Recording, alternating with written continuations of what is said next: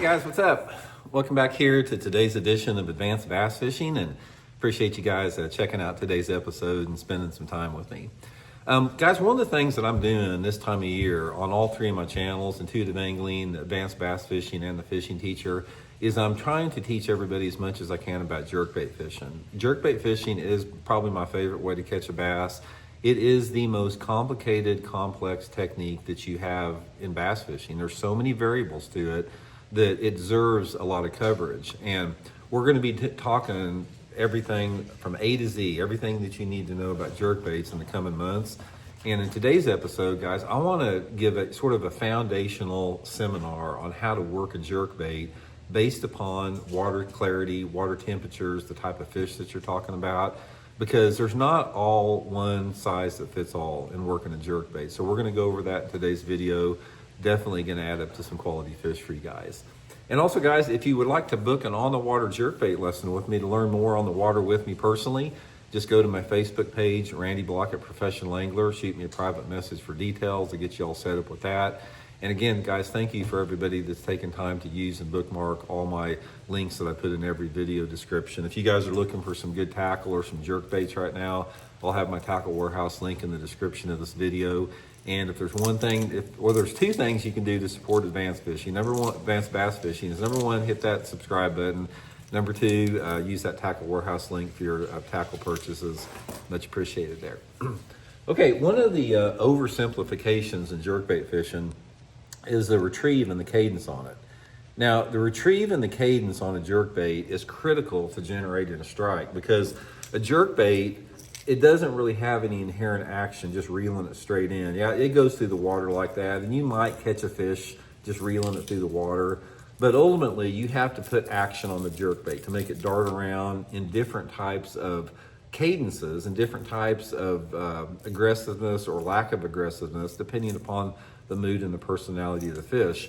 So I want to sort of give you guys just a basic foundational framework about how I like to work a jerkbait at different times of the year. Now, first of all, I've always said this, guys, one of the tip I'll give you guys, if you want to be a good jerkbait fisherman, you got to throw a spinning outfit. Spinning tackle is the way to throw a jerkbait. You have more sensitivity, you have more feel, you can make a longer cast, you can get better action on the bait. So always use a spinning rod for a jerkbait. Get rid of your bait casters. They're a terrible piece of equipment to throw a jerkbait on. Now, most people, when they're jerkbait fishing, guys, they got the jerk, jerk, pause, jerk, jerk, pause, jerk, jerk, pause. And that's going to catch fish occasionally, but that is, if you are one of the anglers that use a jerk, jerk, pause, you're in kindergarten. And if that's the only technique that you have, you're literally in kindergarten as a jerkbait fisherman. There's tons of different other ways to work a jerkbait based upon the time of the year. And the most important time that I really want to focus on in today's video more than anything else, we'll get into some other retrieves in later videos, but I want to show you guys how I work a jerkbait during the colder weather months of like December through March, where that is the prime jerkbait season, and it requires a different type of approach. Anytime that the water temperature is in the 40s or the 50s or even the upper 30s, because here in Missouri, I fish a lot of upper 30-degree water with jerkbaits in the winter time of the year. So depending upon what part of the country you're in, most people are going to lie within the 40s to 50s for jerkbait fishing in the winter time of the year.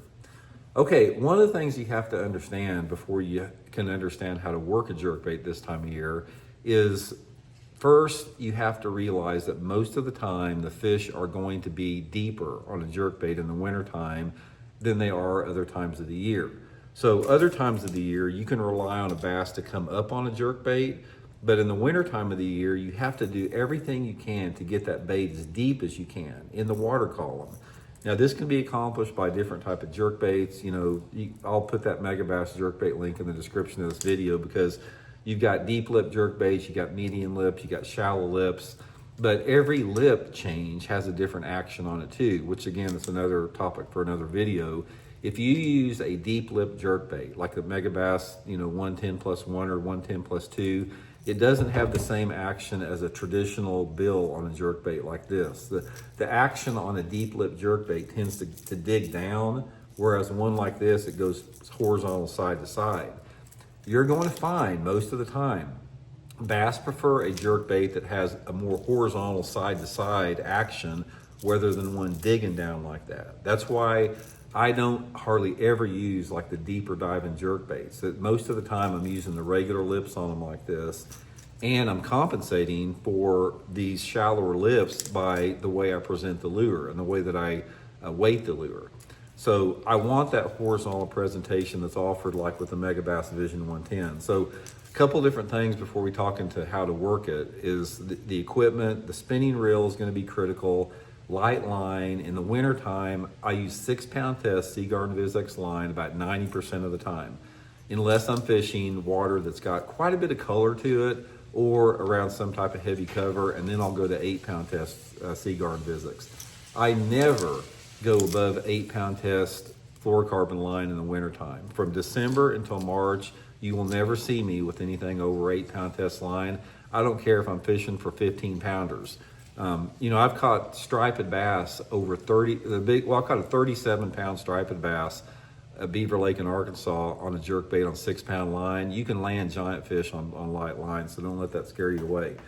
So that's what I'm saying by that is the combination of the spinning rod and the light line will allow you to get this bait down deeper before you can actually begin, you know, your process of how to work the bait.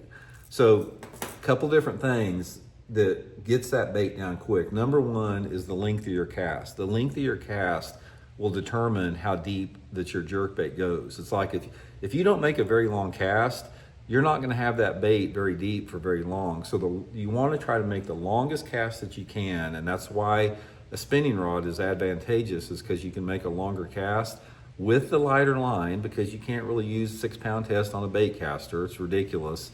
So a 6-pound test spinning rod is going to allow you to launch this bait out a freaking mile away, and you're going to be able to get this bait down deeper than anyone else could traditionally with that combination. Now, the next thing before I get into how to work it is in the winter time of the year, guys, you do not want your jerkbait to suspend. You don't want it to float up. You don't want it to spin. You want it to slow sink like that. And ideally, what I want is the bait to sink about a foot every 2 or 3 seconds, or maybe not even that close. Maybe a foot every 5 seconds, about like that. That's a perfect rate of descent in the wintertime for a jerkbait. And you can accomplish that by either putting some suspend strips on it or a little bit larger hooks, as long as you can get that bait just to get it to sink just about like that.